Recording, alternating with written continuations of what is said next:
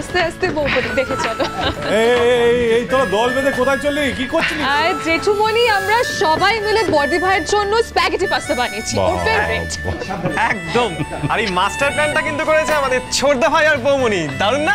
অতি উত্তম প্ল্যান, কিন্তু একটা জিনিস বুঝলাম না, মানে পাস্তা বানানোর এই নতুন রাস্তাটা কেন? ছাদে গিয়ে পাস্তা বানালে ধুলো টুলো পরে একটু বেশি টেস্ট হবে কি? কেন আমাদের রান্নাঘরটা কি দোষ করলো? আসলে আমি তো রান্নাঘরে ঢুকতে পারবো না পিসিমণি, তাই আমরা সবাই।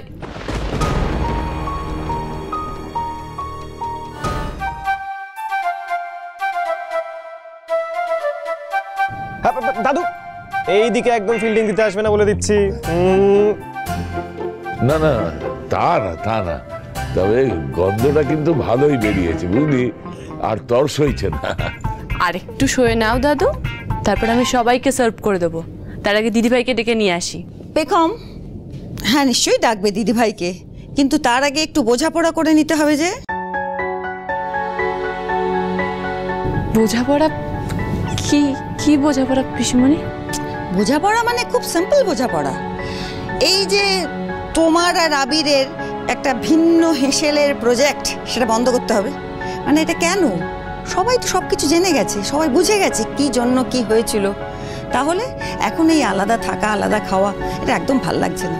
মানে একটা পরিবারের মধ্যে এগুলো বন্ধ কর। কিন্তু পিসিমণি, মা বারণ করেছিল আমাদেরকে এই সংসারে একসাথে থাকতে, এক হাঁড়িতে রান্না করতে, একসাথে খাওয়া দাওয়া করতে।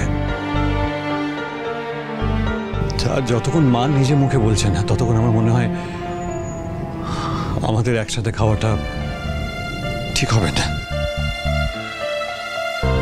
তোর মা আর তোদেরকে বারণ করবে না কি, তাই তো সোনালি? দিভাই কিছু বলো না গো, তুমি এরকম চুপ করে থেকো না প্লিজ, বলো কিছু।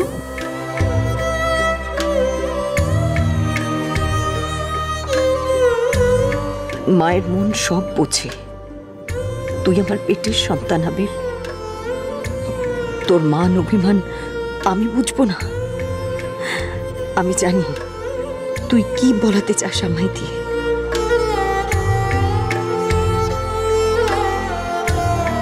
এত বাড়তি কথার তো কিছু হয়নি, এবার থেকে এই বাড়িতে এক হাঁড়িতেই রান্না হবে, চিরকাল যা হয়ে এসেছে।